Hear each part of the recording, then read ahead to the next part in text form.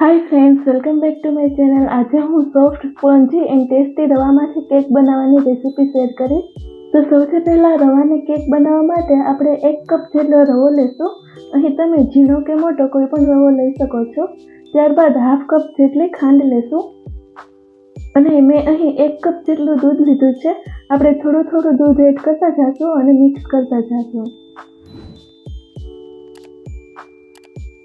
આ રીતે સાવ સિમ્પલ રીતે એકદમ ટેસ્ટી કેક બનશે. હજી આપણે થોડું દૂધ એડ કરીશું અને સરસ રીતે મિક્સ કરી લઈશું. અહીં આ રીતે આપણે થોડી વાર રવાને પલાળીને રાખવાનો છે, જેથી રવો એકદમ સોફ્ટ બની જાય. હજી આ થોડું બેટર થીક લાગે છે, એટલે થોડું દૂધ હજી એડ કરીશું. આ રીતે રવો પલાળવાથી બધું દૂધ એબ્સોર્બ થઈ જશે અને બેટર એકદમ થીક બની જશે.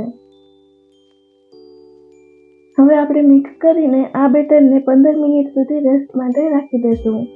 ત્યારબાદ કેકમાં એડ કરવા માટે મેં અહીં થોડી તૂટી ફ્રૂટી લીધેલી છે. એમાં આપણે થોડો ઘઉંનો લોટ એડ કરીને સરસ રીતે મિક્સ કરી લઈશું. તમે આ કેકના બેટરમાં જેલી કે ચેરીના નાના ટુકડા પણ એડ કરી શકો છો. ત્યારબાદ આપણે જે મોલ્ડમાં કેક બનાવવાની હોય એ મોલ્ડની સાઈઝનું બેકિંગ પેપર કટ કરી લઈશું અને આ રીતે આ મોલ્ડ કુકરની અંદર રહે એટલી સાઈઝનું લેવાનું છે. મેં અહીં કેકનું રાઉન્ડ શેપનું મોલ્ડ લીધેલું છે, એટલે આપણે બેકિંગ પેપરને આ રીતે ફોલ્ડ કરીને મેઝરમેન્ટ કરીને સરખી રીતે કટ કરી લઈશું. અને જો તમારી પાસે આવું પેપર કે મોલ્ડ અવેલેબલ ન હોય તો કોઈ પણ વાસણમાં ઘી ગ્રીસ કરીને ઉપર મેંદો લગાવીને પણ કેક બનાવી શકો છો. ત્યારબાદ આપણે આ કેકને કુકરમાં બનાવવાની છે. તેના માટે કુકરને ગેસ પર રાખીને પ્રીહીટ થવા માટે રાખી દઈશું અને ઢાંકણામાંથી રીંગ અને વિસલ કાઢી લઈશું. આ રીતે ગેસની સ્લો ફ્લેમ પર કુકરને રાખી દઈશું અને ઢાંકણું બંધ કરી દઈશું. હવે 15 મિનિટ જેવું થઈ ગયું છે. તમે જોઈ શકો છો કે રવો એકદમ સરસ રીતે ફૂલાઈ ગયો છે અને બેટર થીક થઈ ગયું છે. હવે આપણે આ રવાના બેટરને મિક્સી જારમાં ટ્રાન્સફર કરી લઈશું અને ગ્રાઇન્ડ કરી લઈશું.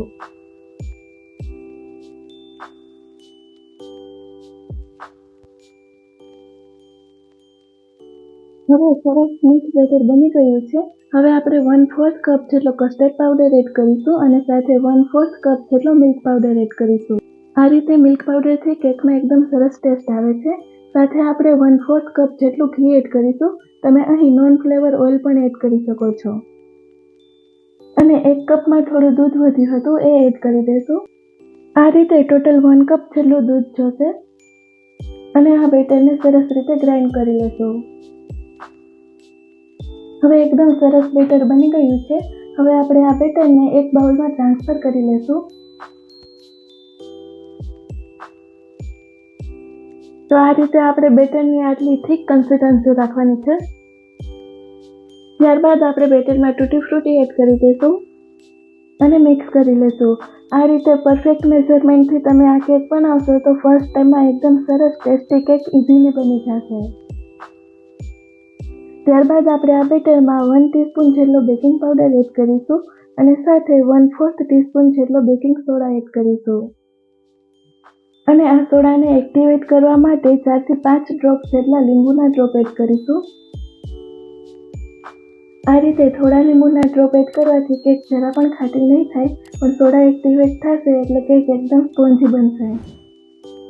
અને આ રીતે એક જ ડાયરેક્શનમાં સરસ રીતે મિક્સ કરી લેશું. અને તમે જોઈ શકો છો કે આ કેકનું બેટર એકદમ સરસ રીતે ફૂલાઈ ગયું છે.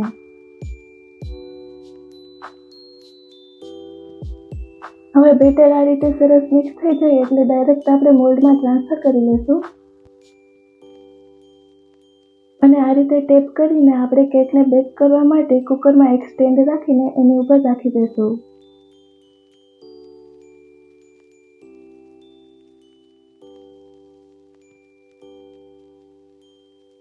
અને ઉપરથી આપણે આ રીતે થોડી તૂટી ફ્રૂટી એડ કરી દઈશું. આ રીતે આપણે કેકને ગેસની સ્લો ફ્લેમ પર 45 મિનિટ જેટલી બેક થવા દેવાની છે. અહીં સ્લો ફ્લેમે જ બેક કરવી, બાકી કેક નીચેની સાઈડ બળી જશે. હવે 45 મિનિટ જેવું થઈ ગયું છે. હવે આપણે ખોલીને ચેક કરી લઈશું. આ રીતે નાઇફની મદદથી આપણે ચેક કરી લઈશું. તમે જોઈ શકો છો કે નાઈફ એકદમ ક્લિયર બહાર નીકળી છે અને આ રીતે તમે જોઈ શકો છો કે કેક એકદમ સરસ રીતે ફૂલાઈ ગઈ છે. હવે આપણે આ કેકને બહાર લઈ લઈશું અને આવી રીતે કેકને 1 કલાક સુધી ઠંડી થવા માટે રાખી દઈશું.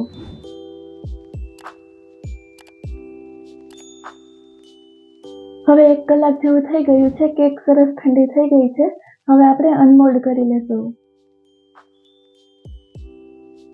તો આ રીતે તમે જોઈ શકો છો કે થોડી જ વારમાં રવાની એકદમ સ્પોન્જી એન્ડ ટેસ્ટી કેક બનીને તૈયાર છે.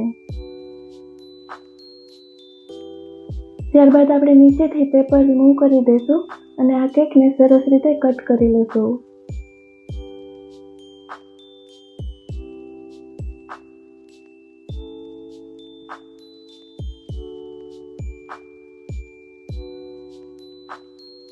તો આ રીતે તમે જોઈ શકો છો કે કેક એકદમ સ્પોન્જી એન્ડ સોફ્ટ બની છે.